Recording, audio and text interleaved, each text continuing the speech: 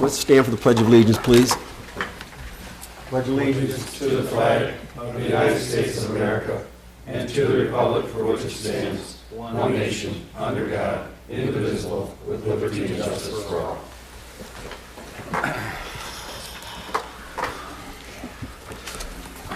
Excuse me. Welcome, everyone. This is a special meeting on a Monday, October 23rd. We are going to make one adjustment to the agenda. I'm going to want you to move H up to right after B. We'll go A, B, H, and then follow it right in order after that. If you would, please. Call the roll, please. Cedar, Here. Ellery, Here. Kinsfater, Here. Kleeman, Here. Koopa, Laporte, Here. McCartney. Here. I have a motion to excuse member Koopa, please. I'll make the motion. Support. Any questions?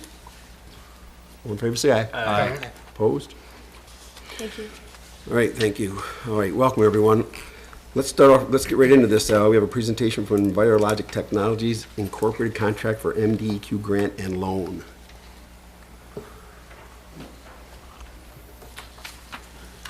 Good evening, Mayor and Council. I am David Stedgink with Envirologic Technologies. Jeff Hawkins, our president, is here with me tonight as well. We thank you for the opportunity to just briefly provide an overview of what the DEQ grant and loan program is for this particular project.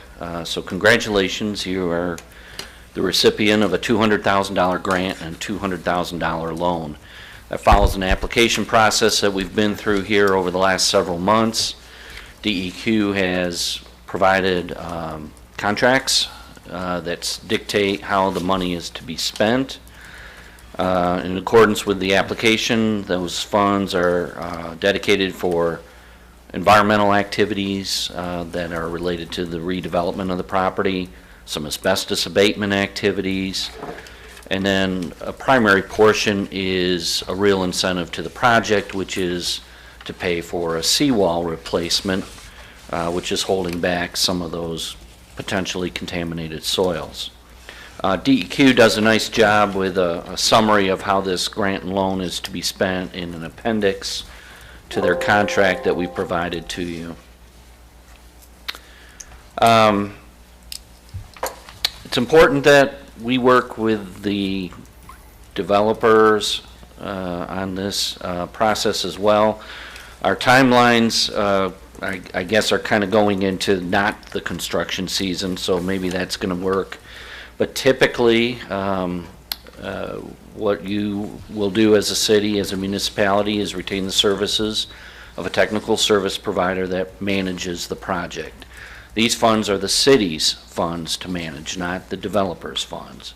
So all expenditures roll through the city. We're proud to have the opportunity to be that service provider to you. First steps would be providing yet another work plan to the DEQ. This time, this is very technical, exactly how the money is going to be spent, exactly what needs to be done. Follows a pretty standard protocol from the state. That's something that typically can get prepared in about 30 days. Once that's prepared, it goes to the state. They have up to 60 days to review it, and it's at that point in time that now you're really allowed to spend the money on the activities. So kind of projecting forward, it's highly unlikely and we're spending any money here in 2017. More getting ready, I think, for whatever construction season in 2018, as early as that can begin. Right now, the term of the contract is a year. It can be easily extended, even really with just a quick email request to DEQ, and that is something that frequently happens. But it's our thought that you can roll right into this, get the work done, and close this out in this fiscal year. As I said, it's real important that we work with the developers on their basis. Just an overview on how the cash flows. The grant monies are reimbursed to the city as you expend funds. And that's done on a quarterly basis as you do quarterly reports. The loan funds, the city can draw those loan funds at any time and use those to disperse as work is done.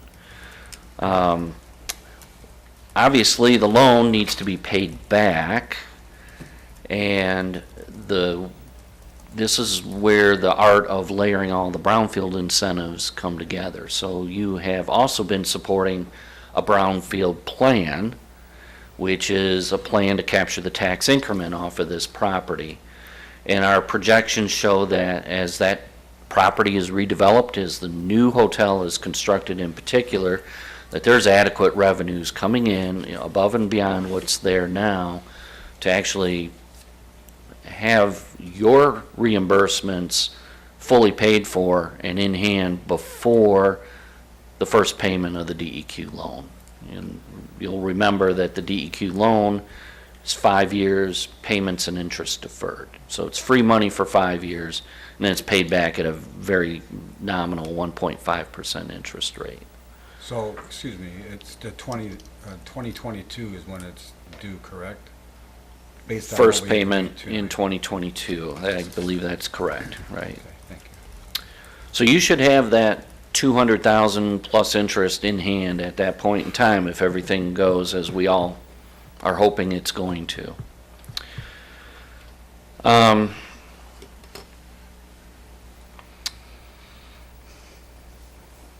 Experience for EnviroLogic, I just would like you to know that we're experienced in this realm of brownfield redevelopment, and in particular the DEQ grants and loans. We've managed grants and loans for different projects all over the state, notably here locally. The Marine City In on Water Street project was also supported by a brownfield plan and a DEQ grant and loan. And we worked closely with the county, the city on putting that plan together as well. I would just, before taking any of your questions, just reiterate, these are your funds, you're in control of those funds. All the expenditures on contractors, on whatever needs to get done is always in your control. So if something goes kittywampus on this project and we need to take a quick time out, you have that power, you have that consistent control on things. And it will be a coordinated effort. I have no doubt that all the parties are working really well together to date. So developer, DEQ, city, EnviroLogic, County Brownfield Authority, we're all in this together. And I think as long as we continue to communicate, stay on schedules and address what the developer really needs, I think it's a real nice incentive for this project, and it's a great way for the city to step up and help. That's kind of the overview on a high level, but happy to entertain any concerns or questions. I do, Your Honor, if I don't, Yeah. Sorry, Bill. Go ahead, Tom. So, I'm sorry, is it Dave? David, yes, yep. David, I'm sorry, I won't forget that. We enter into an agreement with EnviroLogic. Am I to assume that EnviroLogic is going to help the city manage those funds? That will be our role. So our role is to manage the funds, do the work plan, all the quarterly reporting, and then we do the work or manage the subcontractors that do Who's going to that. oversee the project on the city's behalf? I mean, as far as expending this $400,000, That would be our role. that would be your role. Yes, sir. So you would report back to the city. You would physically review the invoicing that's submitted by the contractors, subcontractors with the city, and help approve the payments as Absolutely. required Yes. on both the grant monies and the loan money.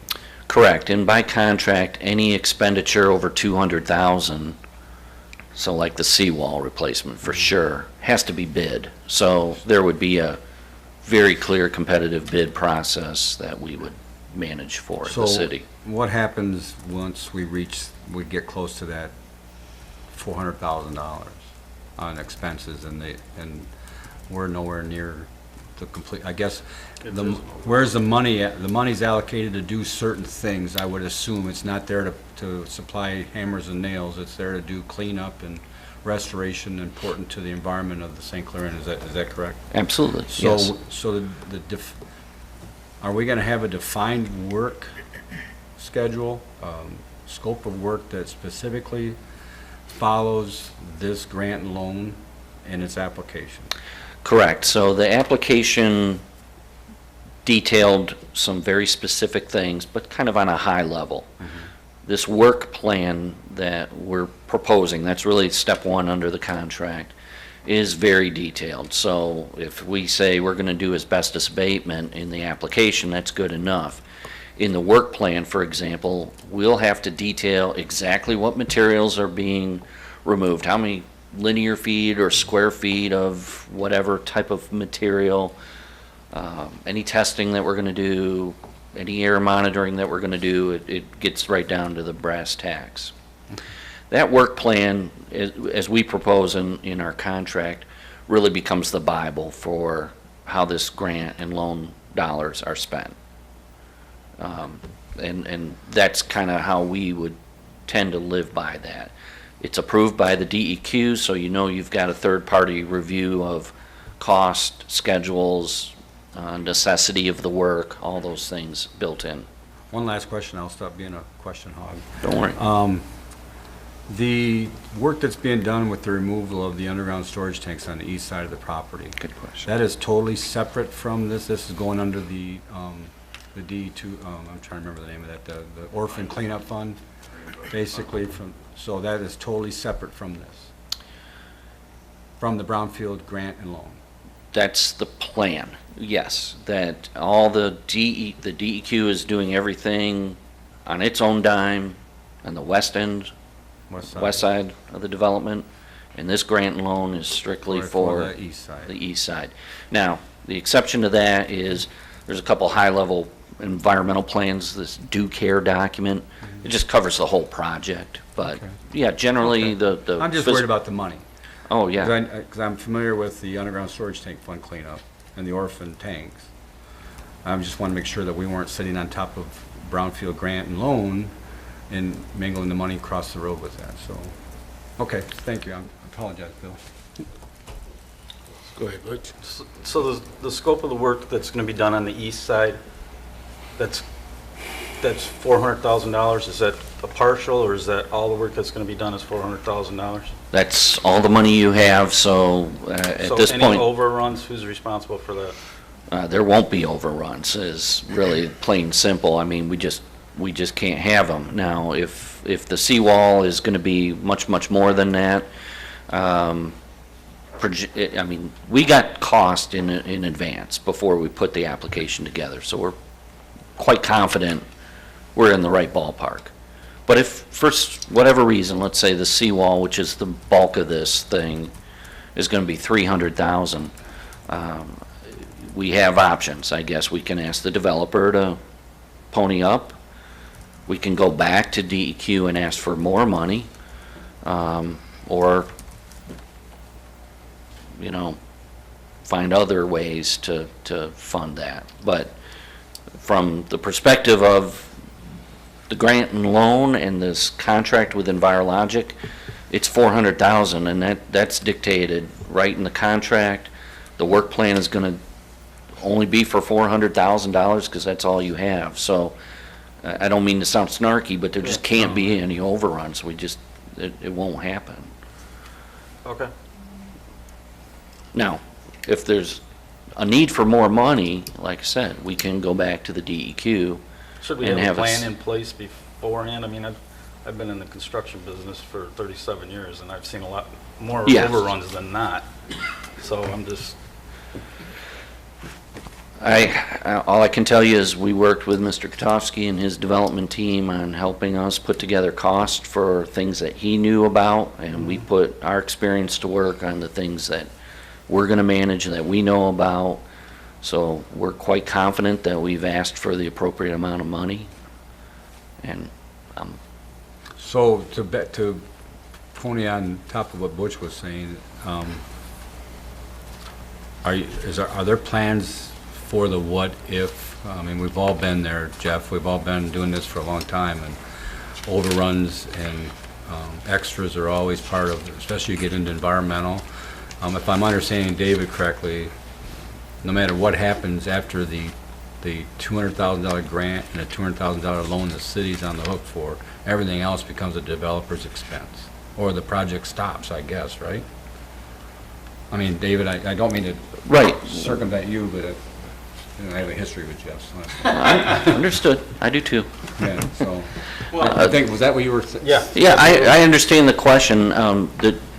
There simply is limits on what this pot of money is that we have, and there isn't anymore. So if there isn't an overrun, I think those are the first two options that pop to mind. Is it becomes a developer expense, and we've done what we can, or if there's an appetite to take on probably more loan dollars, I mean, that's a discussion we can have, but it's not a contingency we're planning on. Good. It's there always for us. Just to add to that, I think rightly so, the question about, potential that it costs more to do the task that we're looking at. But keep in mind when as David had indicated, we did some homework with respect to trying to come up with those numbers. And with respect to, let's say, the seawall, we're going to be obtaining, we have to get a minimum of 3 bids with respect to incurring those costs. So if those bids, the intent here is to try to anticipate as much on the overruns, any of those types of things, before anybody has incurred any cost against those. So when we get the bids back and so forth, everybody has to be in agreement that we're within the budgets that have been established under the grant or loan that's there. And so before we get down that road, we're going to know that we're going to be able to fall within the dollars amount that were authorized by the state. Okay. I mean, our ask, we take whatever the contractor says, we're adding, a contingency on top of that, doing our best to really anticipate some level of overruns beyond, sunny sky predictions. So hopefully that will come true. And I guess to add to that, from a standpoint of, keep in mind too that the brownfield plan that's going to be in place is to use the tax increment from the investment made on the property that can be captured to repay eligible costs. So keep in mind that the brownfield plan, I would have to say, anticipates a worst case scenario with respect to what we anticipate eligible costs to be, and a best case scenario with respect to the anticipated income that's going to be coming from that project. And right off the bat, because you were awarded the DEQ grant, that's going to provide some flexibility there with respect to room for the developer or someone else, I guess at this point, to incur additional costs and get reimbursed for those costs on this project. So we've got some, I think we've got some redundancies here with respect to being able to cover potential costs that could be there that we don't and haven't anticipated right now. Okay, with you saying that, so you're sort of anticipating that's going to cost less. So if it does cost less than $400,000, is it still a 50-50, or are we still at 400,000, or is it 50-50 loan, 50-50 grant? The grant and loan contract spells out exactly where the grant funds go and where the loan funds go. So the loan funds are 100% dedicated to construction of the seawall. So there's some grant funds available for, like the geotech and some engineering on the seawall. So we've got, I think the bid that we received for construction of it was $150,000. So the loan is dedicated just to that. The grant covers everything else. Okay. Bill, you got something done? Yeah. So basically, you guys are going to look after the $400,000. That would be, yes, that's our charge. What is the cost for this one-year agreement? What's your charge? So there's a couple things that we do that are reimbursed directly to us. One is development of the work plan. Two is all the grant and loan requirements. So grant and loan administration is $10,000 of the $400,000. The work plan is, we'll have to look at it yet, but typically it's 5 or 10, somewhere in that range. Then as we bid things, we'll be putting together bid packages with the city, and that's kind of an undefined amount, but 5 to 10%, 10% seems kind of high on this one. So your money, your money comes out of the 400,000? Yes, sir, yes. All right, I just got one other question, quick, Tom. I read a lot about grants and loans. Does any of this grant or loan money, does the Prevailing Wage Act fall under the? This is not prevailing wage, so this is not a Davis-Bacon required grant and loan, Any of this money? any of it. All this money that's coming from the state, none of it is? None of it is required to be Davis-Bacon.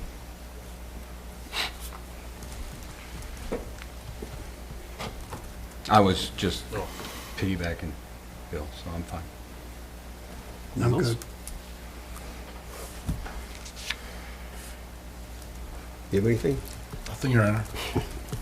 You're all good with everything? Yeah, I've had a chance to review it. Dan Casey is. We've actually revised the document very modestly from the initial proposal, and it's been approved by Envirologic.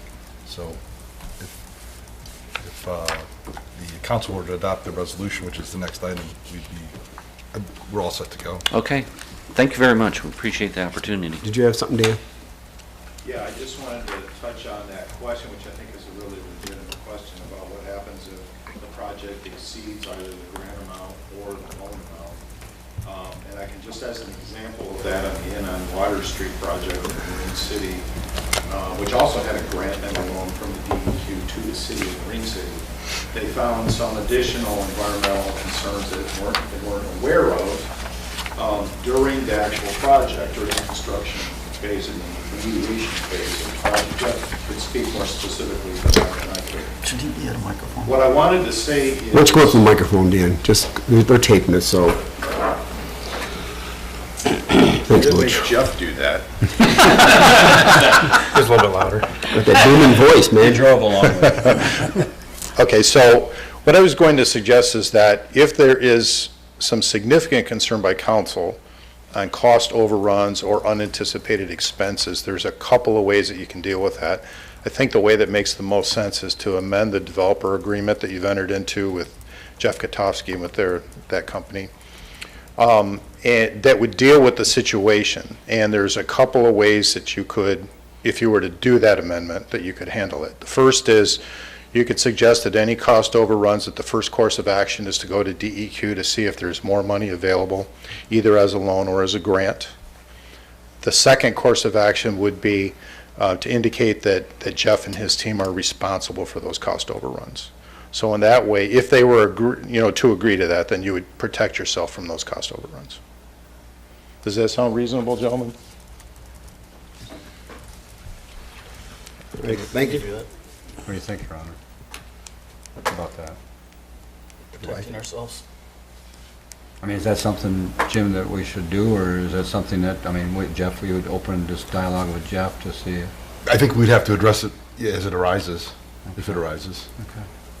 Should that be part of the motion tonight, or no?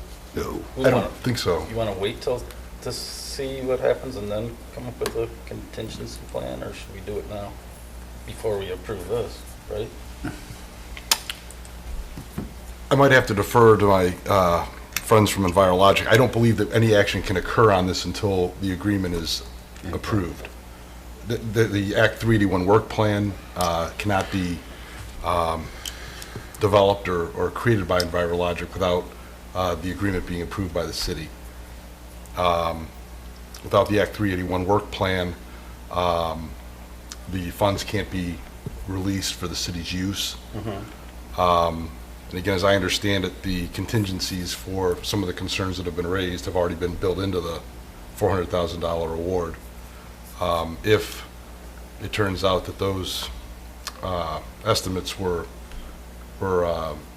inaccurate or wrong, then I think then we have an issue. that we would address at that Well, time. if I'm hearing everything correctly, then you're the attorney. But we're on the hook, we're signing a loan agreement for $200,000. We're also hiring Envirologic to manage the $200,000 grant. If these things go into a cost overrun, I don't see where the city's on the hook for anything unless we agree to be on the hook, over and above what we're agreeing to tonight. I mean, so if there's a cost overrun, that's a developer's issue. I'm just guessing. Our owner. Yeah, developer owner, so I don't know whether the city it would come back on us to alter the loan with the state. That's already been approved. Right, so, yeah, that's what I'm saying, we wouldn't be on the hook for it, right? That's right. Okay. I think I asked that earlier. Anybody else with any questions? No, if we're not on the hook, great. That's why I understood it too. All right, then I guess we will move to B. Approve Envirologic Service Contract Solution 1724 into an agreement for consulting service with Envirologic Technologies Incorporated of Your Honor, Kalamazoo, Michigan. I would move to make that motion to approve the agreement. On a side note, I've known and worked with Envirologic for over 19 years, and they are top shelf. Support? All right, the motion is made, supported. Any questions? Call the roll, please. Laporte, Yes. McCartney, Yes. Ellery, Yes. Kinsfater, Yes. Kleeman, No. Cedar, Yes. carried, Your Honor. All right, thank you. Before we go to H, if anybody wants to leave at this point, because we've got some other things that we're going to deal with tonight, and I don't think it's going to excite you too much, but feel free to get up and amscray. I'll take two. Huh? I'll clear two of them. All right, yep, thank you, Thank you very gentlemen. much, Jeff. Thank Look you. forward to working with you. Okay, so we're going to move from B to H, because Kurt Weston has some other responsibilities. I think I can start here. Okay, Mike Booth's going to start this, then we'll kind of see Unless where you it want to, rolls. Kurt. No?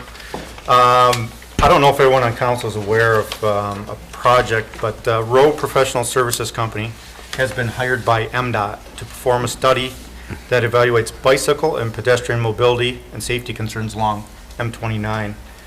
So tonight, I wanted, again, to make sure everybody in council is aware that project's out there, and then have some discussion with some of the people we have here.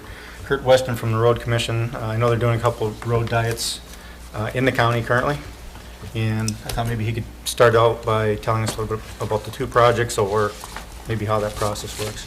Yeah, our main project's going to be in 2018 up in Fort Gratiot Township. It's a 4-lane section of roadway similar to what you have out here in M19, or M29, I'm sorry. And we looked at the same thing. We have a lot of pedestrian traffic that walks alongside the road, outside the curb line, that type of thing. We're not blessed with the sidewalk system that you have here, but we looked at, or the township looked at bike paths in those areas, and the residents weren't willing necessarily to give up right away in that area. So the township approached us on some type of sidewalk system along that road, and we recommended a road diet. And a road diet is no different than taking a 4-lane road and having it go to 2 lanes for traffic, a center turn lane, and 2 outside lanes on the outside, 5 foot in width for a bike path or pedestrian walkway. A little bit different than what you have going on here, but that type of thing. The city of Port Huron, Erie Street, they did the same thing up there, and Marysville's going through the same thing for Huron up their way. There's been several meetings, and I've attended those, been asked to attend the meetings that you have out here in 29 as far as parking configuration and road diet and that type of thing. You got to keep in mind, I'll say this, there's a great website out there. It's put together by National Highway. And if you go on there and just Google road diet, it'll tell you all about it. On-street parking, shared road, that type of thing. There's some great information out there as far as that goes. If you look at a 4-lane road, it does not function as well as what a 3-lane road, and you get a lot of opposition on that.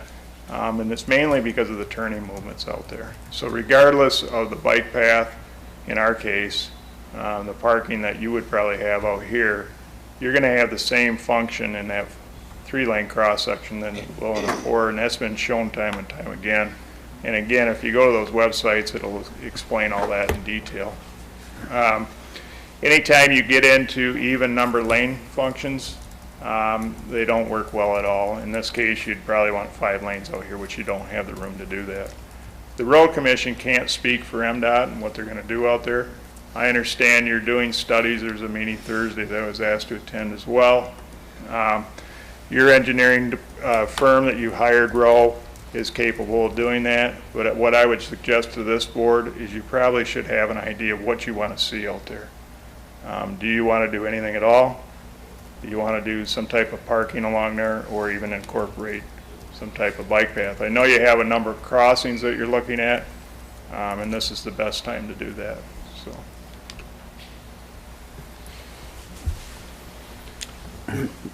Ask some questions. He's the expert.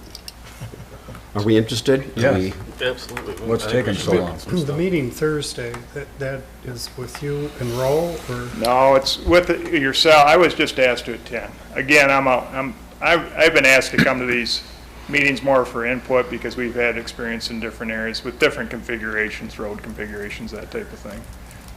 Your meeting that I was asked to attend is with Roe, MDOT, your own staff, and so forth.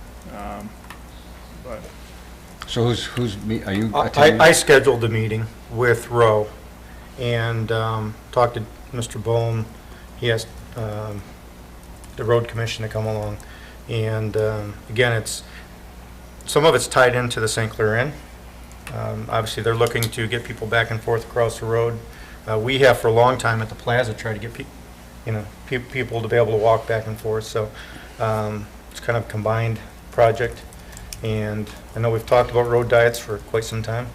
So are we resurrecting the, one of the plans that we talked about a few years ago about, reducing lanes, getting some nice marked crosswalks and things like that, Your Honor? Part of that one study was done by Roe years Because, ago. I mean, this is going on everywhere, and we're being left out if we're not gonna act on this. I mean, they're doing it in Marysville, they're putting they've got a light now for the crosswalk on Bush Highway.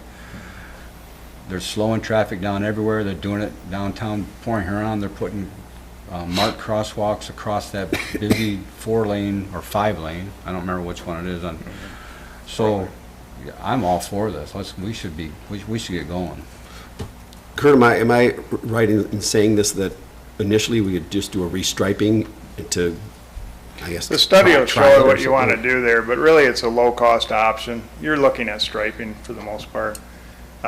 You have to decide what type of parking you want to have and where you're going to have those crossings, because the main expense here is going to be curb cuts, that type of thing. The important thing is, in my opinion, would be working with MDOT. You're going to want to get this out there sooner than later, because they're going to be putting their bid packages together soon for striping. And all indications show that MDOT would probably pick up that cost of the striping, possibly if you roll it out soon enough. If you wait, they go out here and stripe 29, and then you come back to them and say, hey, by the way, I want to grind these off and redo them. It's going to be at someone's expense, put it that way. So what's that step? Is that a step you're gonna find out on Thursday? That's what we're going to try and push the agenda along. The project, I believe, was September of next year they needed to have it done. Yeah. But again, I know that in conversation with the MEDC, when we talked to them, that was one of the questions they had for me, was how this project was moving along. So I don't believe in what Kurt's saying is we can't wait until September of next year. We need it to start sooner. Yeah, the whole idea of the study is this. They have to have a study that's current. That's the reason they're doing it again. And my understanding, MDOT's picking that cost up. What they're looking at is they want buy-in from this council to say, yes, we want to go ahead with this, and that'll give the marching orders to MDOT to do that. Because it's important to them to know there's buy-in from the community and that type of thing. So we do that by way of a vote, a resolution, or how would we handle that, Your Honor? Well, we just go on I mean, he's record saying looking we're all in favor. for buy-in. I mean, is that something we'd need? We'd have to have a resolution on maybe the first meeting in November in support of the plan and whatever comes out of your meeting on Thursday? Does that sound? Yeah, I would make a recommendation. You wait for that study. You give your marching orders to Roe, what you want to do, and I think you've already done that for the most part. And then Roe will develop that plan. MDOT will put their blessing on it, and then they'll come and ask you for action on that at that time. They won't come to your meeting, but they'll come in letter form, that type of thing. So they're looking for a resolution of some type. So do we show our support at this time? Go on record with administration that we're I fully thought he behind just it? said to or- wait till after the Thursday meeting. Yep. Well, I don't want to speak for you both. Yeah. Jim, any preference? What I would you think that suggest? it's fine to wait till after we have maybe some development on the ideas after the Thursday meeting. A report can be brought back. I don't know how quickly Roe will turn that around into something that's actionable. So could that be on the agenda, the first or second meeting in November? So the first meeting would be November 6th. If it can be Okay. done. Mhm. Yeah. Is that going to push him back too far, Kurt? No, not at all. All right, any other questions for Kurt? Thanks for coming down. Yep, Thank you. Thanks, Kurt. Okay, now, we're going from H to C. Megawatt photovoltaic development. Can I hand out give everybody a handout here? What's your name? I'm Sean Kennedy, S-E-A-N. Sean Kennedy.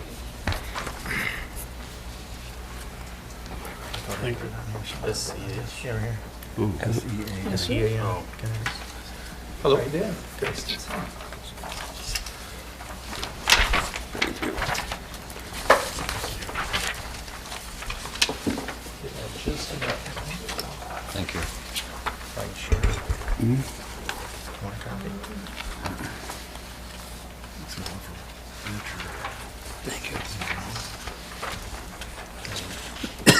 I'm good with sharing.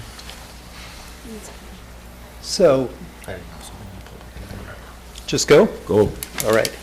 So I'm Sean Kennedy with Megawatt Photovoltaic Development. We're a Washington, D.C. based solar energy development company. We've been active in Michigan for, I think, close to 4 years. We started out working on some urban infill projects in Detroit that unfortunately, given the nature of Detroit, never got built. But we first became aware of what's happening in St. Clair County a couple years ago when DTE put out their RFP for a large solar project, and we bid on a project with some help from Dan and his people at the Greenwood Power Plant, and unfortunately the Lapeer project won, but that's the great big one you see if you're driving east to west on, I believe it's 96 there. 69. And so there's been a meteoric change in solar over the last 5 years. The price of solar has dropped about 70% over 5 years. Projects that were marginal or impossible when we first came to Michigan now are looking very good. But there's also been a change within the Public Service Commission. They are putting out rules right now that are going to require both Consumers Energy and DTE Energy to buy the power from small solar power plants being between 1 megawatt and 2 megawatt in size. So a megawatt is about 5 acres, and these are pretty thin projects given the solar resource in Michigan is about as far north and a lot of atmospheric moisture and not ideal, but at today's pricing we can make these projects work in volume. So my company Megawatt is looking for 20 or so locations in the county and surrounding counties here to develop projects. Dan was good enough to take us around a few weeks ago, or a couple months ago, I guess now, see some sites, and we saw your industrial park there on Range Road, and thought that looked like it might be a good site. It's key for us to be within a couple miles of the substation, that we're on 3-phase power lines, and that we don't have any fuses or disconnectors or any apparatus that will act as a circuit breaker basically if we start sending power the wrong way. So it looks like that's a good site from our drive-bys there. And so we're interested in optioning the land in order to put a few of the parcels. If you look at page 2 here, you can see the right-hand side of the diagram is north. So the top of the diagram, as you look at it in landscape mode, is Range Road. And you can see the proposed layout for the industrial park. And We put in two 2-megawatt projects in a perfect world, starting out with the one that's farthest north, that's represented in blue, and then take the next 2 parcels, if you'll allow it, and develop a second project there.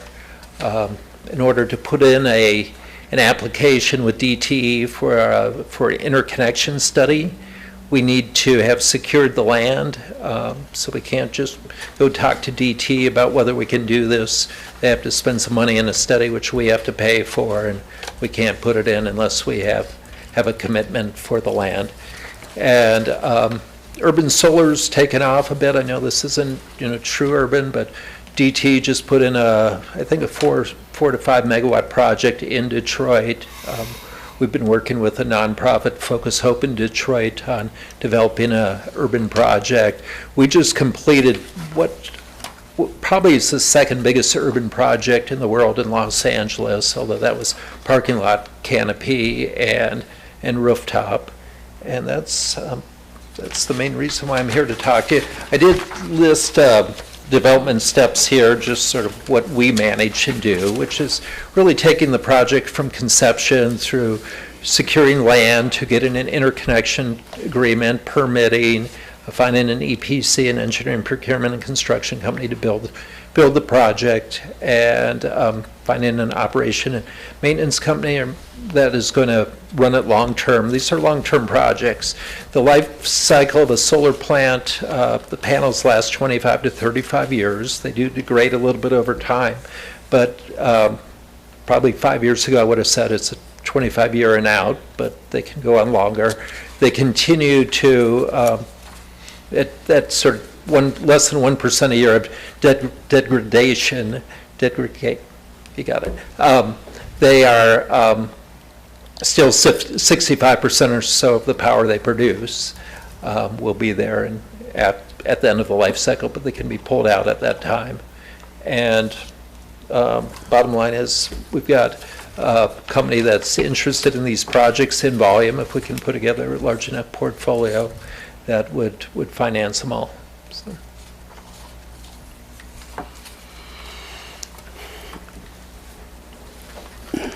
Just one other comment I'd make is it does give if you have an area where there's not a lot of activity, it does give a spark of activity, so to speak, at that location. So.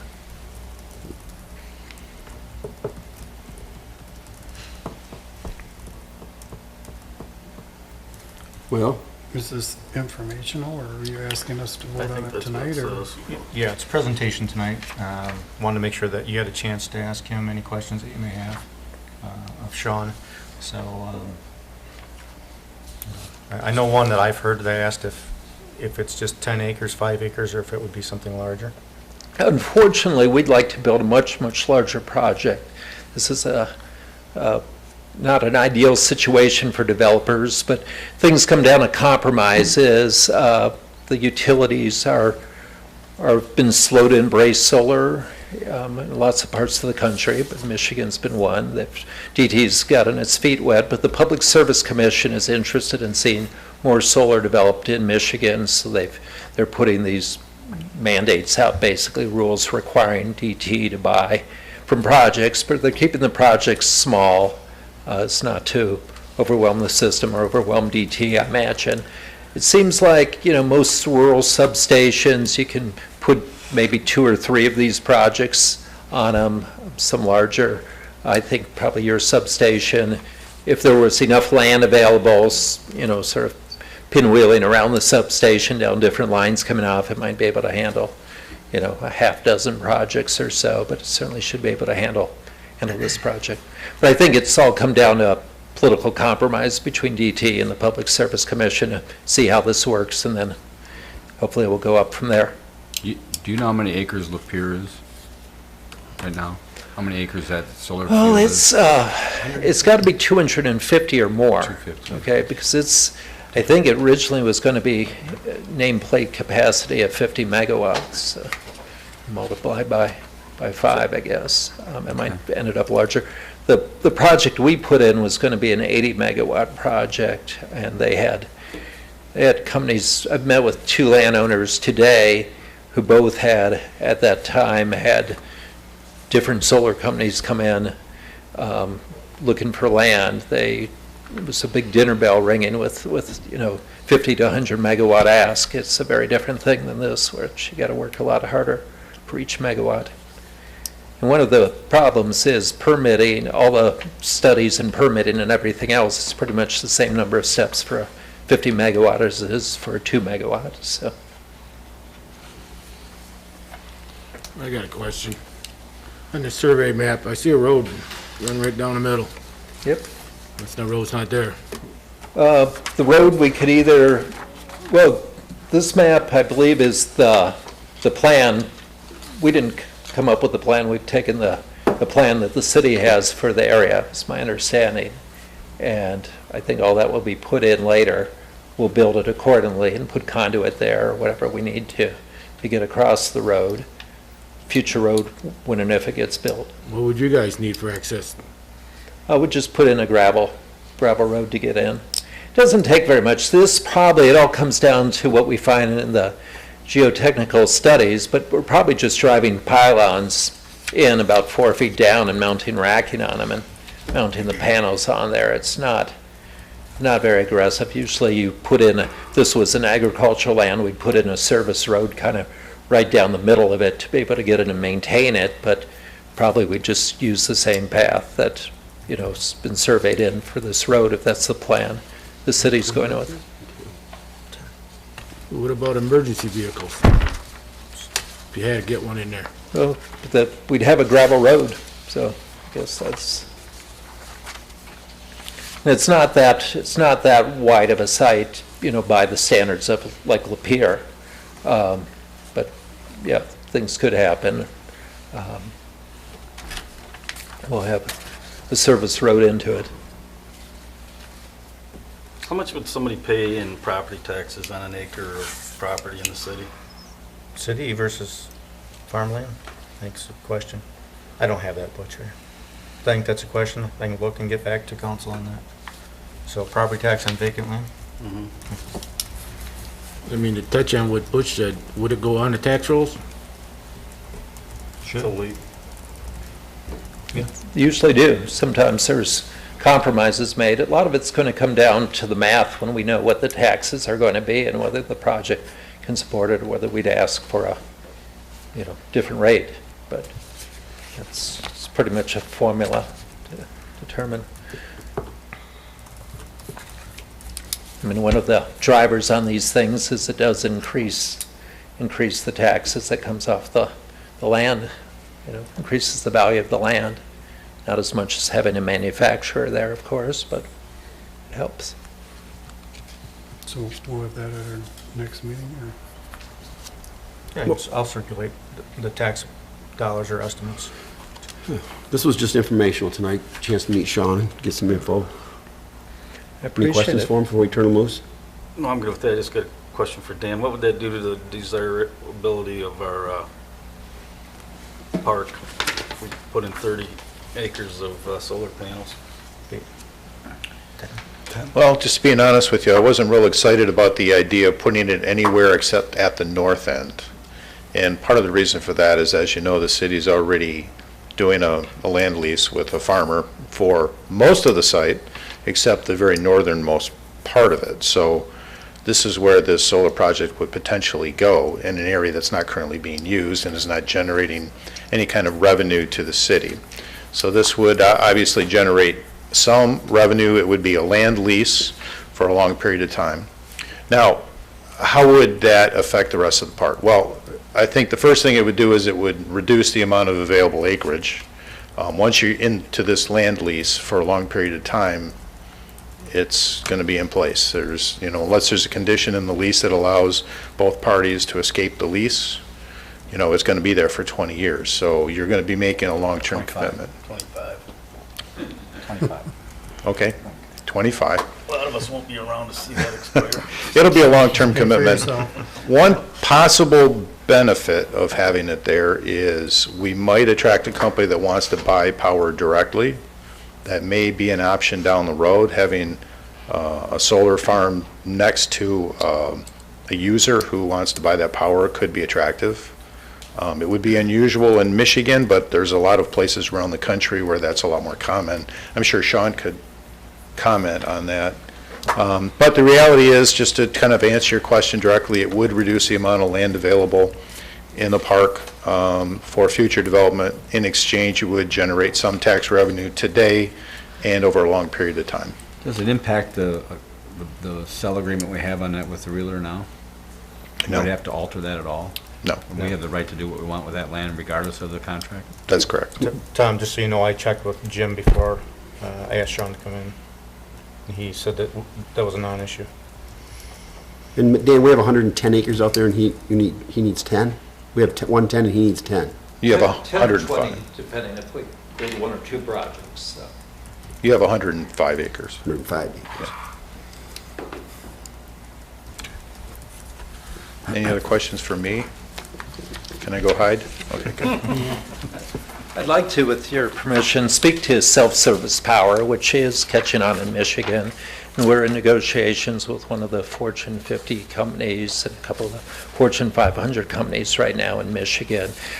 Michigan has a difficult, what's called a self-service power law, in that you can only buy power on site or within the development that you're located in.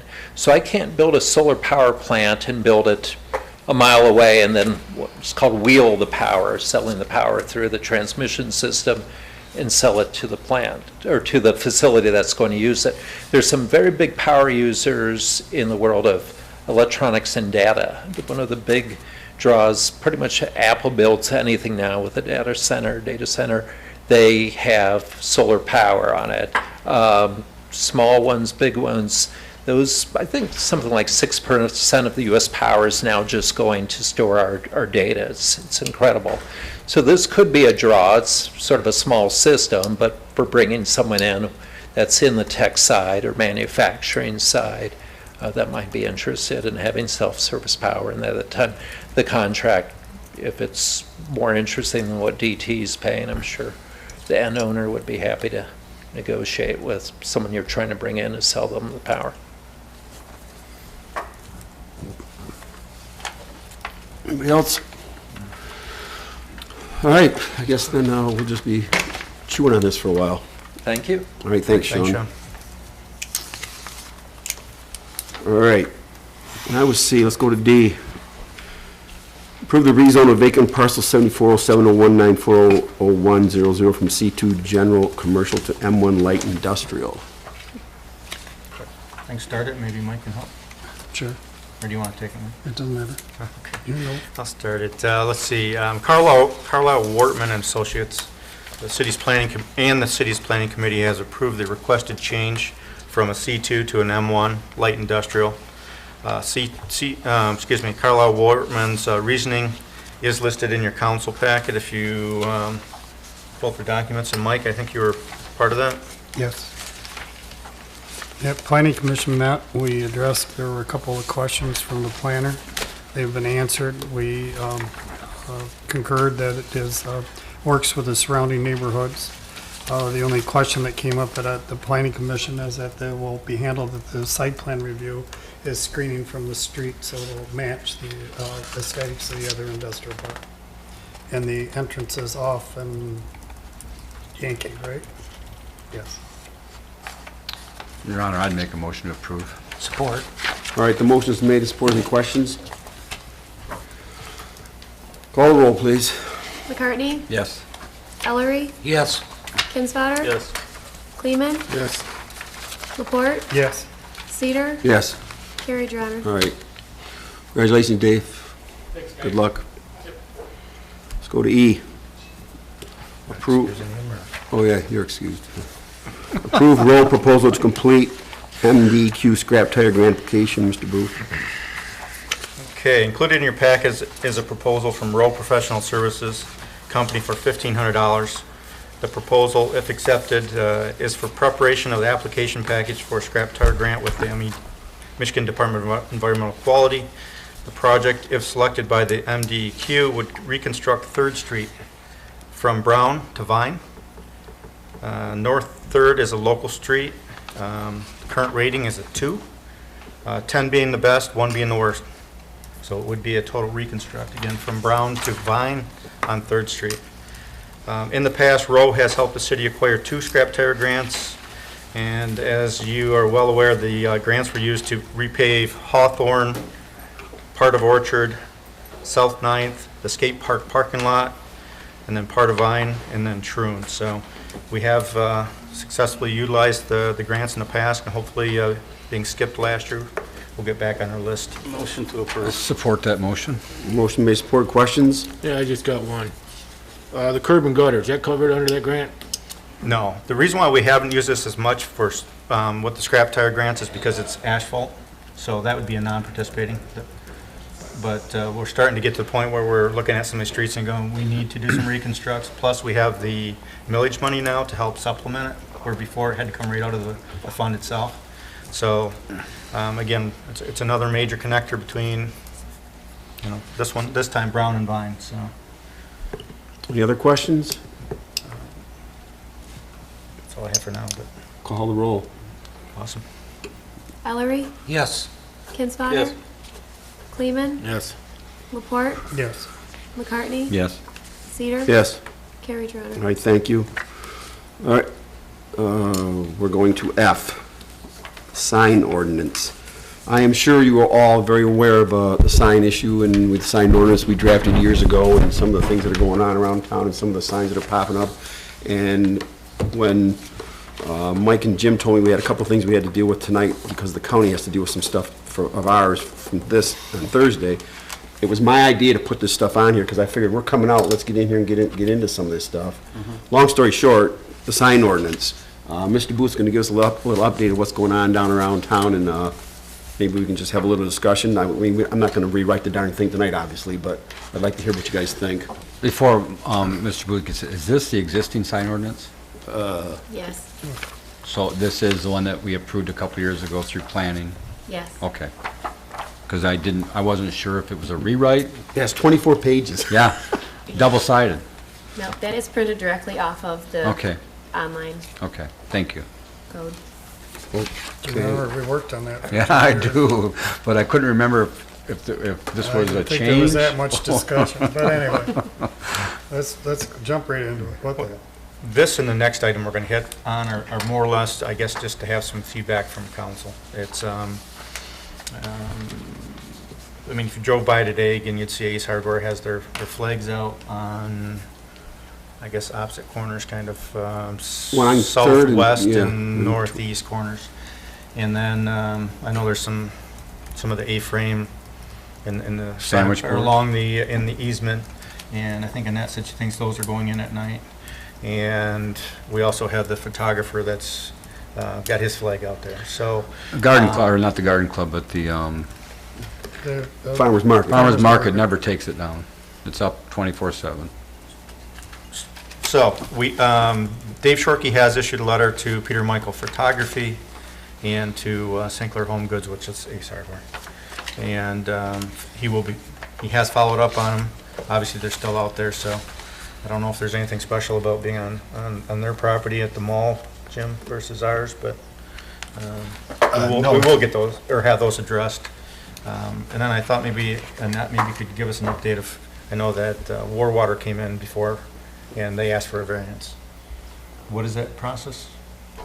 Yeah, well, the process is the same for anybody who requests a variance. And different parts of the city have different requirements, specifically downtown with the Article 8B and the sign ordinance there. The variance request goes to the ZBA and then comes to City Council, who acts as the ZBA for that part of town. It's a short application and a fee to pay, and the requester comes before council and asks for what they want, and which is what we had a local business do, and it was granted, and that was granted contingent on no issues and a yearly review. So these other businesses who have the same intention should follow the same process and fill out the same application, file the same fee, and come before council with their request. So when they get their citation, is that spelled out of what they're supposed to do? I mean, if I get a citation to say, okay, you're doing something wrong here, you need to do this, this, and this. It is. There's a Okay. letter that is sent out, or provided from the code enforcement officer. It includes the application, which lists exactly what you need to do and what the fee is. So it does say the process and who to contact with questions. So for example, it'll say, on this date, you had a wind sale. That is against the sign display ordinance. Tells you what could happen if there's a further violation. You may request a hearing with the zoning board of appeals for variance. I've included an application for the ZBA. Appreciate your compliance, leaves his phone number, name, blah, blah, blah. When was that? What's the date of that letter? One is, I don't know if he sent one again, but this is July 14th and this is October 12th. So how much time do they have when they get sent the first letter? Is that just kind of a tickle me to remember that I'm violating the ordinance? I guess I'm I'll asking follow that- up further on this No, one. I don't know, Tom. I'm asking that for the general administration, which would be you and Annette and our attorney, because and we can do everything we want to do with this. And this has sparked a lot of angst with me because I spent a long time reading this, thinking that there was changes here, and it was just a refresher of what's going on. We're not enforcing it anyway. So if we're just giving a letter to tickle a guy that says you're violating, and there's no recourse, we give him a letter in July, and it's going to be November, and we still have flags flying all over the city.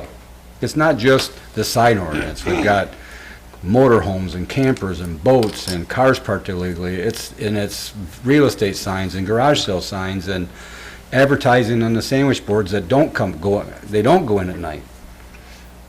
And it seems like our enforcement is non-existent. And it could be because we got Dave running the harbor now. It could be because we're out of time. But my question is, if we sent a letter in July and we still got banners flying, what's the penalty? And as a follow-up to that, is there a reason why the city council acts as the sign review for the St. Clair Plaza? We're the ZBA for the downtown area. That doesn't have to be. Okay. How do we change that? David Mr. Skirtle, Down. I would imagine, would be our, It must have been done on a recommendation by the planner. Yeah, originally. If There's we didn't some do things, it, we would. some things in that The ZBA. sign ordinance, which the raised letter and that Yeah. some of those things can be cleaned up and just Right. eliminated.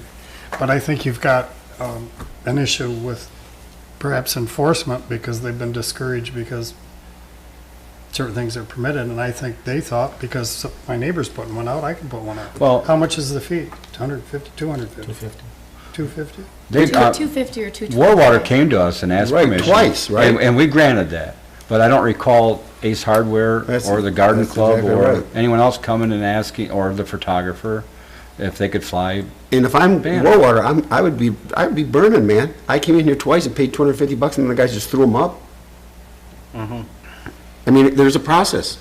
Apply, pay the fee, if we approve it, put them up. If not, get them down. I think that in order to draw it to a close, we have to have enforcement, and there has to be a fine, and then let them come to this body and say, air their differences and why if they feel we're showing favoritism for one other entity, not the others, but they're not even asking for a permit. They're just throwing them out there and hoping that they stay out until the season's done, I guess. I don't know. But we're not enforcing the things in the ordinance, and signs are just one of them. I mean, I think it would behoove somebody to take a ride and spend some time running around town and looking at the motorhomes and the campers and boats. Well, Dave's gonna be back full-time on code now, right? Pretty much there. Yeah. Yeah, the plan is for Dave to finish up combination of the harbor and the code enforcement, work through the winter, and then we'll hire somebody at the That was back end gonna of be my winter that next will question. take over permanently, and Dave will be done with code enforcement. But would you agree, Mike, that, I Well, mean, Dave's work up until he took on another, I mean, you saw the list of the things. Dave did a good job up until the harbor. Yep. Yeah. So, the ordinance, the sign ordinance, you and I were on planning when we wrote this, we spent a lot of time, and I thought we covered a lot of issues with our sign ordinances. I mean, we weren't so strict people couldn't get something done or advertised, but yet we weren't liberal like what seems to be going on now, so, I think the way to fix it is enforce it. And then if planning sees, if there's recommendations from administration or planning to adjust some of the uses, then I think that's something council should address, but my recommendation is enforce it. And Well, then- I agree, and I'm just going to say this is, I think, for our November 6th meeting, which is our next regular meeting, I think we need to have something from Dave Shorkey saying, okay, so Ace, the photographer, the farmer's market, that sign, here's where I'm at, here's what they've got to do, whatever, however it's got to be spelled out, but, I mean, if Walmart came in here and it gave us a heck, because these guys just throwing them, and he paid the fee, and they're not? He gave us $450 for that, is what you're What saying? was the Employees? total? No, he came before us for this particular issue for the signs once and paid the fee, I don't recall, $250 or $225 to come before you. The most recent one was a different matter. But he also, part of his But he agreement we paid had. them too. Yeah, part of the agreement we yeah. had with War Water was that there were certain times of the week he'd put them up and then he'd take them down. And I know that That is correct. when I went by yesterday, the signs were down. Yeah, he's pretty good about So that. he's good about putting them out when he agreed to put them out and take them down when he agreed to take them down. I haven't heard any complaints about that end of it. Right. So, as much as I don't like the flag signs anyway, Right. I mean, I think that the plaza should approach council with a multiple tenant marquee and take care of this sign issue once and for all with that plaza. All right, but for right now, with what we're dealing with tonight, we're going to ask administration to have Shorkey have something concrete for us by November 6th of what's going on Well, with this I stuff mean, down there. if the first letter went out in July, I mean, is it time for the fine? Is it time to say, look, we've given you 90 days and you've not complied with the ordinance? I mean, so how much, what do you do now? Typically before, too, I talked to Dave a little bit, if the sign was in violation, and a lot of times you just go pick it up, take it away. I know some yard signs. Yeah, and in some of the sandwich board signs, there are some of the businesses put them out and bring them back in, you know, that type of thing. But with the amount of signs down there, you'd have to buy them a truck. There's a lot of sandwich board signs being put out. Now, Can we just go take people's signs? I know the road commission does it during election season. They, Can we do that? We typically do with those. What do we can do, Butch? go pay Just them. If there's a non-conforming sign, we can just take it. Stipulation. Flag, sign, whatever. I we think just Dave grab does it. that. He's doesn't been he? doing it. He does, he brings them into City Hall. Well, he'll I usually didn't take, ask if we were doing it, I If they're on said, can we city do property. it? Yeah, I don't know the Legally. answer. he'll usually take them to the owner. If there's a garage sale sign, they'll take it to the person and remind them that they're violating the ordinance. I mean, he gave me a letter because I was on vacation, I had a political sign out longer than the ordinance, but So if the sign isn't removed, I don't remember, what's the penalty? There's a ticket? There's a process. I'm not familiar with what the timeline is, but typically the code enforcement officer will either speak directly to the person or send a letter, follow up with another letter. There's a ticket that's issued with a fee attached to it. Again, I don't know the timeline, and I would like to mention the copies of the letter that we have today. I don't know if that's the most recent letter, the one from July. There may have been one after that, but I just wanted to note that. And I'd like to thank Councilmember Laporte for pointing out that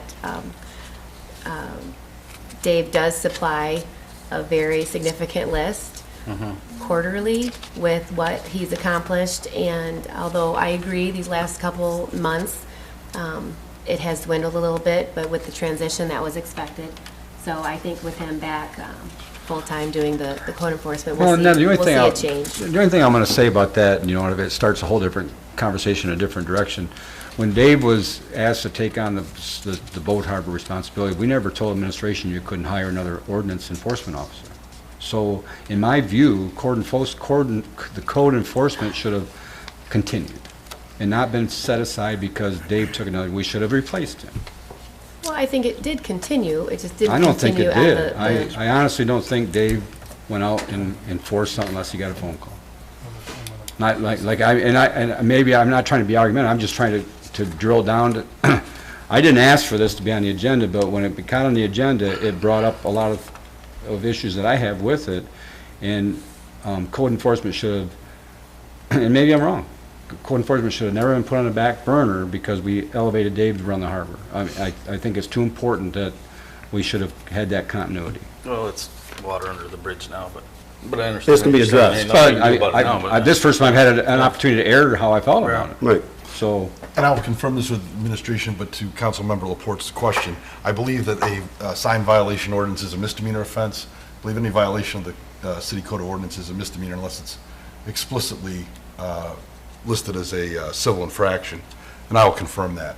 But the process would be that the code enforcement officer would prepare a warrant and complaint for my review and approval, and then it would be sent to court. $500 and/or 90 days in jail. That might get some signs moving. The letter I got, it would mention nothing, no grace period. Just said I was in violation with the sign, and it has to go. It wasn't 30 days, it wasn't 60 days. I got a copy of the ordinance sent to me with a letter saying it's gotta go now. I mean, there was no, if they're in violation, they should come down. What, you have a political sign or something? No, some guy did some work at my house, contractor. my letter from Dave was the same thing. It had to come down to me. I didn't have 30 days to... Nah, it didn't state no time limit, just says take them down. Cease and desist. I assume it depends on what he's citing you for. You have a fence that's in poor repair or something like that, they might give you a little more time. I know we had a basement issue once, or a roof or something that we granted more time because it was a large expense for them to make the repair. Should they have been cited sooner? Oh, I'm sure they should have been, but. If it's the case that I'm thinking of, I think that was actually a criminal complaint, and it was being overseen by the court. Yeah. Yeah, so. I think the simple fact that we're discussing it, the public's gonna see it and know we're gonna start enforcing it, might improve it. Let's hope so. Knowing you're gonna get that kind of a fine. Is planning looking at some language in? We've discussed a couple of different areas, and I'll see if planning will take it on. We've talked about it a couple of times, because we worked on it so long, it needs to be reviewed. There's some tweaks in it that are real easy ones. All right, thank you. I think we accomplished what we wanted with that. Like Mike said, talk about it. We'll get Dave on it. When we come back to it someday, we may have to. All right, last but certainly not least, G, sidewalk ordinance. Mr. Booth? Okay, the ordinance itself was introduced at last Monday's meeting. I think as with the other, the intent was to address, I guess, some what I'd say gray area in the current ordinance. I think it indicates, correct me if I'm wrong, that the sidewalks will be installed. Doesn't necessarily address who maintains the sidewalk. I know in my time here, I've had quite a few calls on various sidewalks, whether they be commercial, residential, and what have you, as to when will the city fix them. I've had some conversation about the stuff along in front of the plaza that indicates that there's an easement that it belongs to the city and that we need to fix it. So to administer the program, kind of like we have roads that have been, they're in the condition that they're in. We started out with no plan, and I think we're moving closer to having a nice road plan. I would say we're not there yet. We need to address the sidewalks as well. And I understood that in front of a commercial property, the commercial owner had to do the maintenance and repair. And in new construction, it was the developer that had to put the sidewalk in. That is the ordinance as it's written right now.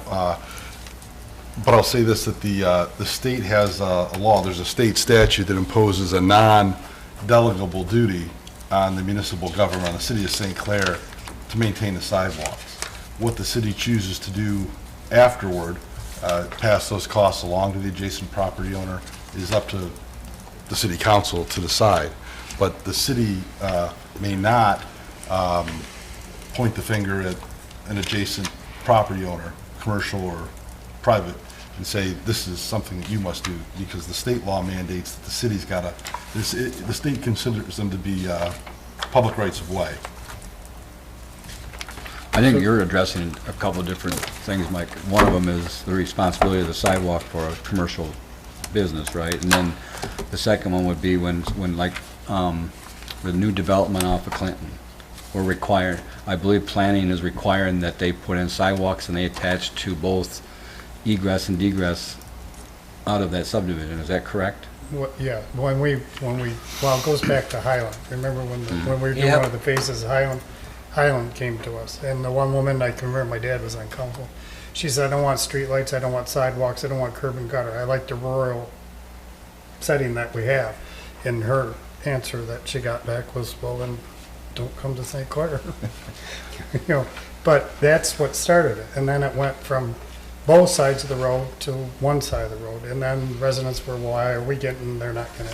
And it was, I believe it's with the developer now, right? If a subdivision's done, it's required, the developer is required to put the sidewalk in. That's I right. believe that's under what's currently Article 2 of our ordinance. I believe that's correct. So are they doing it? Everything we've had so far. I don't see sidewalks back in the woodlands between Well, there barns. isn't in the Highlands. No, there isn't. They had to ask for a variance because it's right in there that they have to have it.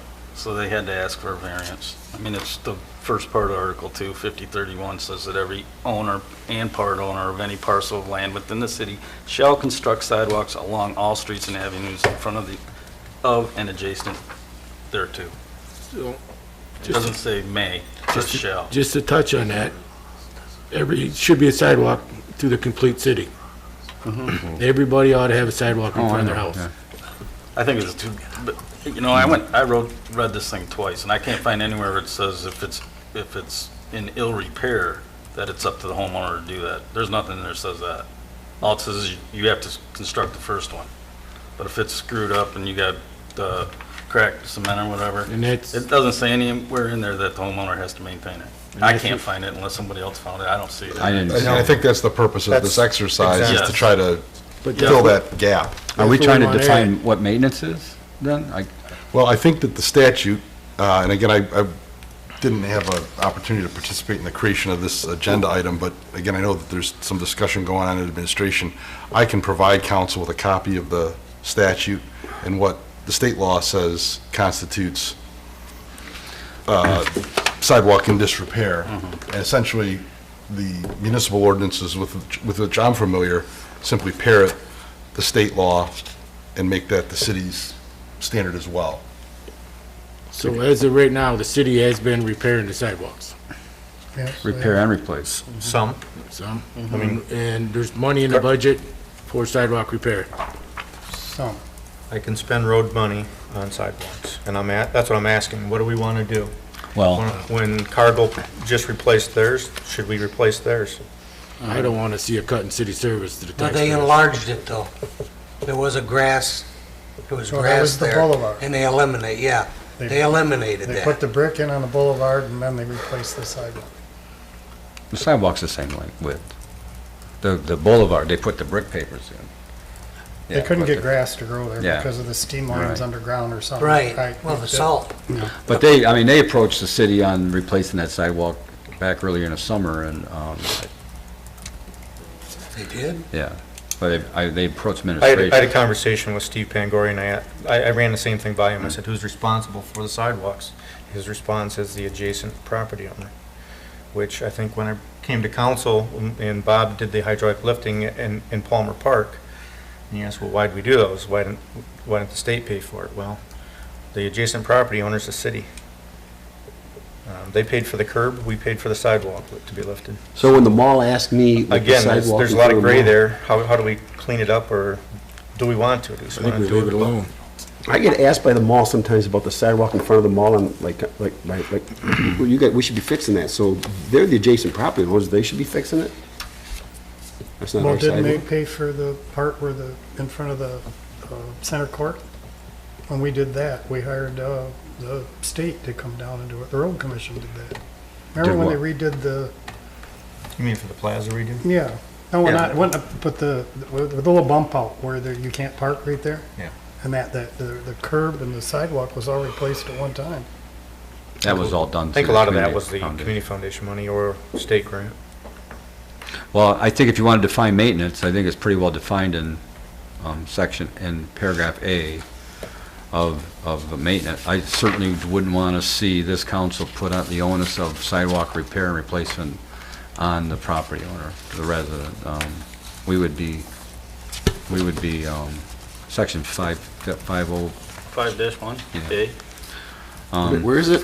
I think it's on the first page Oh, of okay. the, No. the duty of property owner and occupant to remove snow. I mean, that to me is maintenance, that he's maintaining snow removal, debris. But I've been a resident for 63 years, and I've never known a city taxpayer or a homeowner to have to be directed to replace their sidewalk. Now, when I put in my driveway, I lowered the sidewalk, I paid for that, but that was my discretion, and I tied into the existing walk. But if there was a water main break between the right-of-way and the center of the road, that would all get ripped out, and it would get replaced on the city's dime.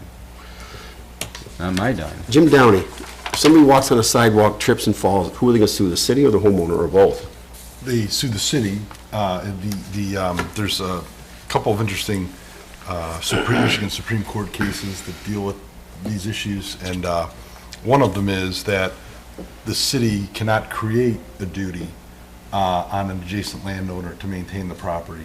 In other words, there's an ordinance, and I'm trying to think of the community that did it, but they passed an ordinance that said if we, the city, get sued, well, I take it back. I think I'm crossing these stories up. In the one instance, there was an ordinance passed by the city that said, maybe it's similar to our 50-1A, that says the adjacent property owner shall maintain the sidewalk or keep it in good repair. And when that failed to occur and someone slipped and fell, they sued the homeowner on which the sidewalk was listed, and they sued the city. Well, the homeowner is thrown out of the lawsuit as a matter of law per the Michigan Supreme Court, because Michigan Supreme Court said that the city may not create or impose a duty on the adjacent property owner. In other words, it doesn't apply to third persons. The city can require them to maintain the lot, but it doesn't create a duty as to somebody else. What did Marine City just do? Didn't they just do something with sidewalks down there? The city of Marine City's created they have a sidewalk program where they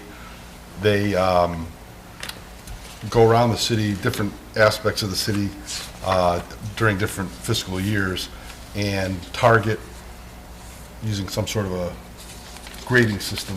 I think much like the street work is done here, what areas need to be addressed. And then the city government sends out a notice to the property owner saying your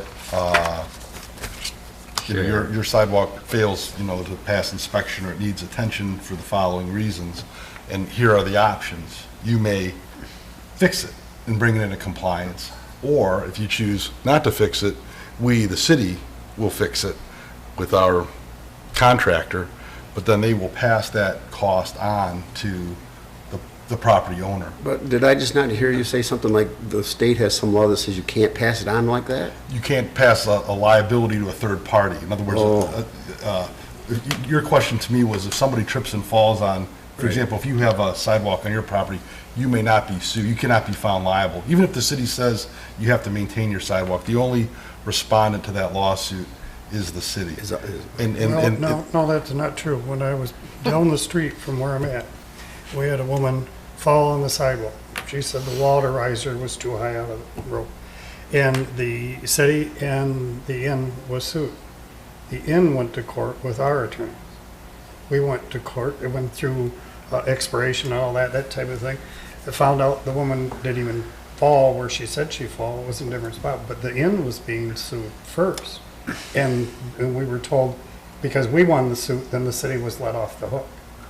Well, I'm not sure when that was decided, but the city is the sole responsible, a city is the sole responsible defendant in a slip and fall lawsuit. The adjacent property owner is not. And the second case that I was referencing, I was getting confused about earlier, is the city of Grand Rapids case. The city of Grand Rapids passed an ordinance that said if we get sued because we're the responsible party for the sidewalk and we have to pay a judgment because you didn't maintain your sidewalk, our ordinance allows us to go and collect that from you. We're going to special assess you for the damages that we've paid. And the state Supreme Court said, Grand Rapids, you may not do that.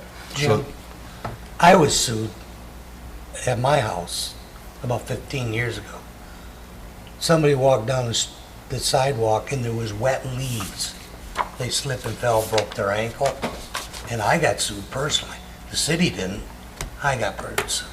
See, but Yeah, and I guess my point is that the proper, in 2017, the proper defendant for that lawsuit would be the city and not the private property owner. Private property owner has an absolute defense. See, the thing that when we went to court, the prosecutor said because the property owner did maintenance on the sidewalk and curb. Sure, we shoveled snow, we went out and raked leaves, like that. We shared responsibility with the city, and we were sued first. So you're saying that that doesn't exist anymore? The city of St. Clair would be the only entity responding to that lawsuit. I wish I'd known. I spent 4 days in court on that. Well, let's just fix it now and let's define maintenance. Let's just define it, and maintenance and replace and repair of the sidewalk, construction of the sidewalk isn't included in that. I mean, if the city's responsible for replacing a sidewalk in front of Cargill, then I guess that's part of the services we provide for the taxes that we pay. I mean, I don't know how else, as much as I hate to see unnecessary money spent, I think there was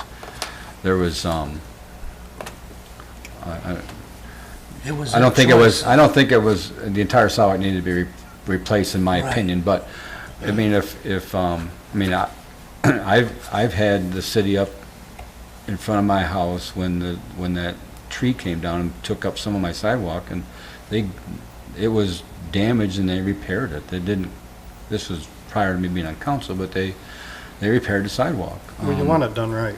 There was no question. It wasn't even brought up to me that, well, you've got some liability here or some responsibility for the cost, but I think if we're looking to define maintenance, it's pretty well defined in our ordinance now between snow removal, keeping it clean, but forcing a property owner. So is it just verbiage that I an don't think administration that's fits? what we want to accomplish. I don't think so either. I don't know how long ago it was. Mike, you might remember, Bill, you might remember, but we talked about this before. We really didn't do anything, but everybody in each ward was supposed to go out and walk their streets and list where the bad sidewalks were, and we were going to put a plan in together, sort of like the road plan where we could do so much sidewalk a year. The worst spots we'd start with, and shame on us for not following up on it, but I guess it's a good time to start with it, and let's go out and do it and get it done and start a plan and start fixing some sidewalks. That simple. That's my thoughts. We have a lot of people that walk this community. You would think, the state's sitting there pushing for walkable communities and all this stuff and giving money for bike paths and all this other crap that we don't need. Well, I'm just saying, we have it, and, there's got to be grant money out there or something for sidewalks. You would think that, I don't know, maybe we just don't know the right place to look, but you would think so, just the way they want people to go out there and walk, and when they're out there walking, they're tripping and falling, because So, Your Honor, are you asking for any action tonight? No, we just want to do exactly what we're doing here, talk about it. I don't think anyone, we just don't want people to think we're ignoring it. And again, people do call the city hall and they're looking for a response. If we go out and look, I know you mentioned Marine City, that's in the paper, so people see what's going on there. I pulled up Chesterfield Township. They have duties of property owners regarding maintenance and obstructions, and they actually spell out, who's fixing the concrete. I'm not saying we should do that, but we have to. The gray area makes it difficult for me to treat Steve, and the same as I do Bill, because I might go out and look, say yours looks like crap. Yes, we need to replace it, and then Bill might say, well, I think mine looks worse. I think. So. Well. Just looking for some direction, and no, I don't think we're going to solve it tonight. Let's color the gray area white, and let's make sure that it spells it out, so it takes that question out of your hands, and it's the city's responsibility. I don't think we ought to pass the cost on the homeowners, but I think we ought to have some kind of criteria that somebody does call, somebody go out and say it's only an inch, it don't need to be repaired, or it's 2 inches it needs. We got to have some kind of, where do we start at? I think that's what we're trying to develop right now, and I think using the state's template is a good place to begin. And I know one of the discussions we've had with Mr. Beath is the idea of maybe scheduling inspections by ward And he thought that that was achievable, like on an annual basis, so that within a 3-year period, the entire city would be 'Cause checked out. There's some bad ones out there. Yeah, there is. Mine's getting bad enough that it's hard to shovel. It's all those wet leaves you leave on there. The wet leaves. So what action? All right. So what action we need to take, Bill? Well, I'm not sure we need to take any action tonight unless, I mean, Jim, what's the procedure? If we come back, we've introduced the initial, what would be the, Well, I think there'll be a vote at the first meeting of November to adopt the just superficial change to the title. Again, as we discussed at the last meeting, the last regular meeting, Article 3 of the current ordinance, in my view, is misnamed. It's called sidewalk replacement. It's the right-of-way ordinance, and it's just going to properly name that the right-of-way ordinance. And Article 2, which is called construction of sidewalks, is where we're going to, I think, eventually do the work on, the council is discussing tonight. The construction and repair of sidewalks will be handled in Article 2. So in subdivisions where we've had constructed, where there's no sidewalks today, we have any recourse to go back and make them put sidewalks in? It's ordinance. The There builders, must the have been- developers? I mean, years ago. because I don't recall ever giving a variance to Woodlands. They are all coming in, and the Highland, I remember that. I mean, I don't even think they put this last cap on the I road. think it what's was, the thing, that is not a city road. Woodlands is not. Yeah, right. I can remember the vote at the Highlands. It was your dad and myself in the original city hall in the church. Yep. And your dad sat I next was to there me. too. And I remember there was only 2 votes that said Highlands should put sidewalks in. Everybody else said they don't have to. They gave them the variance, whatever they were asking for. Me and Phil said, You weren't there that night. Fern Westry was out too. Okay. I remember the vote. So I remember there's Phil no got all red in the recourse? face, man. So, I mean, we don't have we don't have any money, we're not holding any monies from the developer at the Woodlands? not this far down the road. It states right there that the city can make and put it in. Am I reading that wrong? Section 50-31. I'd have to review it. The way I read it, the city can tell anybody they put a sidewalk in. 50-31, yeah. If you gave him a variance, Jim? If they've already been given a variance, Right, I then don't think you do that. then no, you can't retroactively change it. Because we have quite a few. If you drive around town, Mm-hmm. Karen Avenue. Yeah, Bill, I think you're right. It was Mr. there. Shinsky, It Mr. Shinsky was pointed by out to me it that depended 12th on Street has Karen Ave. one section of sidewalk, the boat eyes. What? No one else has a sidewalk on 12th. Meldrum Circle, very little. So yeah, that's, I wish I had again, one. that's kind of why, You can put one in. I'm not paying for it. Yeah, Meldrum Circle doesn't have it. That's right. That goes back a long time, I think. Yeah. All right, I think it's time we all get to go home and have a glass of water. Make a motion to adjourn. Were we doing something with this, or is this just? No, it for was our- just that was just in case I wanted to say in case someone something had about. questions on Okay. where money's Save that spent. for next meeting. Yeah, Save it for right. next meeting? Yeah. We'll make that accusation. So has there been, I mean, there's a motion, I'm sorry, I thought you were gonna ask if there was any more comments. Are we done? We did, but Okay. report made the motion. Has there been any information at all given to us on St. Clair Highway? Very, very soon. I've had conversations, but no data given to me at this point. With the bridge being repaired out on St. Clair Highway by Allenton Road, is there any monies for us to do whatever we need to do on St. Clair Highway to open up the highway? I've met with Ed Smith as well from The other Ed? the other Ed. Actually, both Eds were there. And we'll see where that goes. I have nothing back on that yet. Okay. But the other, yes, very soon. All right, there's been a motion put out there by a member of the court to adjourn. Is there any support to that? All in favor, say aye. Aye. Opposed? Thank you, everyone, for coming out tonight. I know we had a lot, but I just felt some stuff we had to get going on it. At least talk. You always never want to talk, you always hiding.